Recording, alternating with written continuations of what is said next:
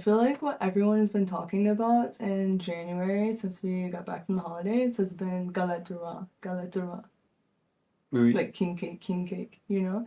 And I remember the first time you told me about it, I was really excited because I had no idea that French people had king cake because I'd always grown up with it in Louisiana.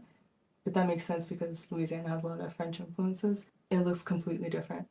Mm, It tastes completely different. mm. Almost like a cinnamon roll feel to it, and sometimes there'll be different flavors like cream cheese or strawberry, blueberry. Cut it into different pieces, right, when you're sharing with everybody, and then inside is a little baby. And it's supposed to be baby Jesus, of Mm. course, because you know the Catholics. Whoever gets the baby, then they have to bring the next cake.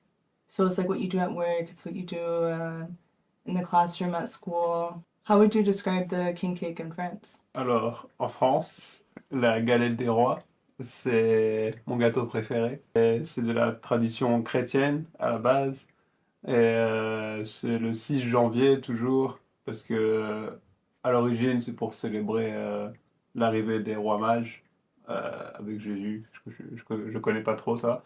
Mais sinon, c'est un truc qu'on célèbre en famille ou entre amis. Et en gros, c'est de la pâte feuilletée. Et ça fait un gâteau un peu croustillant et fondant au milieu. Et goût amande, avec un peu de rhum, c'est mieux à l'intérieur, comme je l'ai fait. Mm-hmm. Et il y a aussi un bébé,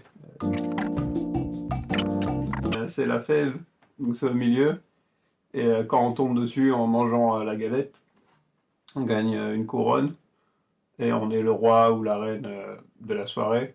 Sinon, ah oui, ma mère à son travail, elle disait que la personne qui a la couronne, qui a la fève, elle doit choisir son compagnon de la journée pour de lui faire un bisou sur la joue.